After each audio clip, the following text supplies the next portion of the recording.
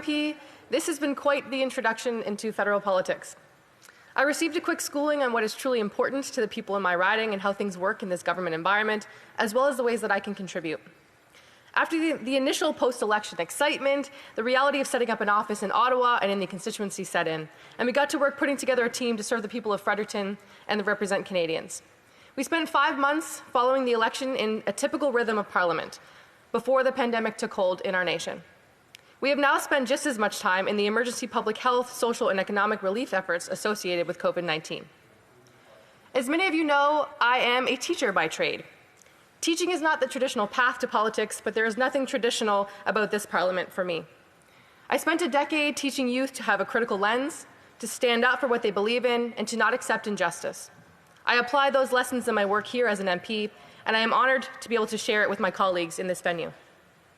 Despite the change in career, I have kept my priorities and passions. I came here to create a better world for children and youth and the communities they grew up in. In today's Take Note debate, I want to talk about families, students, and some of the realities of this pandemic experience and the ways we can keep moving forward to get through this together. My family means everything to me, and they've been along for this intense journey. For us, the pandemic has meant months in intermittent isolation and a family bubble, days in the car to get here and back to New Brunswick, and only about 8 hours since March that I've been without my 2 children, except for the hours I've spent sitting in this house, which is perhaps why I have one of the best attendance records. If my colleagues didn't catch the humor in that, they can rest assured that I love my children and they love me, but we are just looking forward to our routines returning to normal. The point is, as a working mom, having no school or daycare these past months has been like maternity leave without the leave. Full-time work with child supervision and care is simply not possible, especially with the added responsibilities of homeschooling. I have heard from many parents of the struggles and concerns of parenting in pandemic. Parents in Canada need a break, especially parents of children with disabilities, autism, or behavioral challenges, who need educational assistance, resource teachers, and guidance counselors. And children need a break from their parents, especially those experiencing perhaps neglect or abuse, and they have been on my mind these past few months.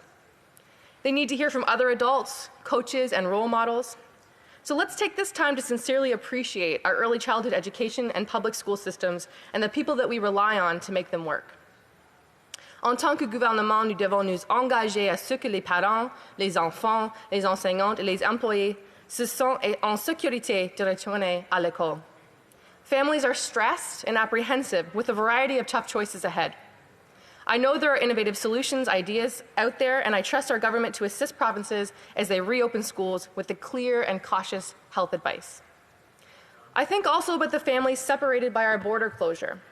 Foreign national long-term partners and adult children remain unable to enter Canada to see their loved ones. These families have spent 5 months separated already. While enforcing 2-week quarantines, we could lighten travel restrictions for students and immediate family, enabling them to return to their Canadian families and communities.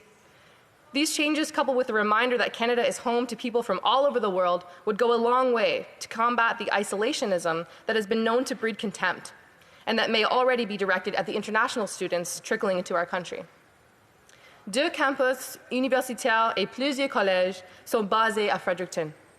The international students that arrive in Fredericton each year are a critical component of our local community, and having so few of them return to us in person this year is a major loss. The universities in my home province have been announcing pandemic protocols for the coming semester. There are a lot of pressures on these institutions, but I can't help but think of the impact on students. On top of the anxieties the last 5 months have brought for all of us, they are facing the choice of continuing to take on personal student debt at a time when it is not clear what sort of economy they will graduate into. We will need this government, and likely the next government to come, to stand beside these students as they work to pay off student debt incurred at this juncture in their lives. And speaking of student debt, we are coming up on the end of the government's initiative to pause student loan repayment obligations for recent graduates. This will mean hundreds of dollars monthly that these debt holders will need to begin paying again. This program should be extended for at least another 6 months. And we should start talking meaningfully about student debt forgiveness. Nous devons supporter les familles et particulièrement les enfants, les adolescents et les jeunes adultes durant ces temps incertains. The public health emergency over the last months has been coupled with civil unrest and action. We have seen deaths in our streets, ongoing oppression and injustice. I think of the world that my children are inheriting. All children, that youth, students are inheriting across Canada.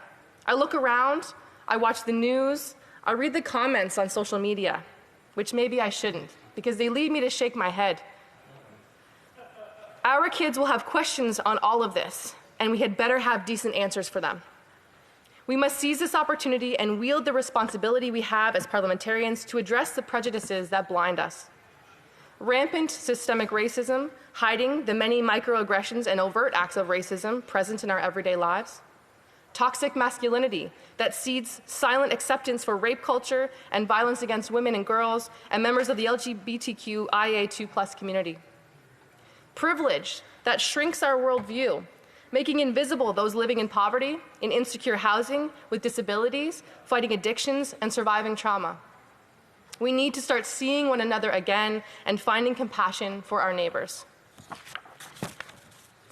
Since being elected as a member of Parliament, I have been actively involved in calls for equality and systemic change.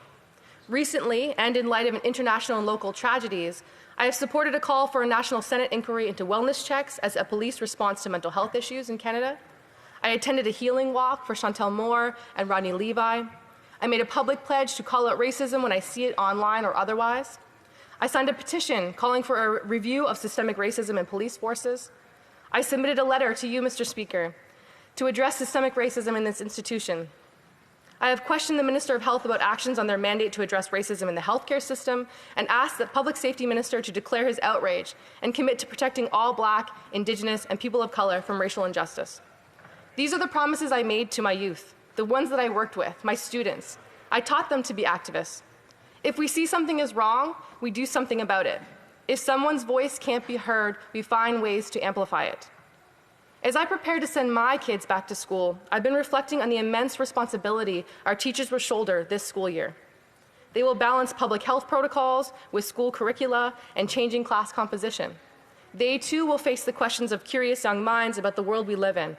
Their answers will be instrumental in shaping the minds of a coming generation of leaders. Les enseignantes et enseignants méritent un besoin de notre support, patience et encouragement. Just as our healthcare professionals have stepped up to respond to this pandemic, our teachers are being called to step up now to do the important work of helping to raise children, to educate them, and to help them build resilience in the face of uncertainty. I thank them for their service, and I stand with Canadian families. To the young thinkers and learners across this country, I am listening.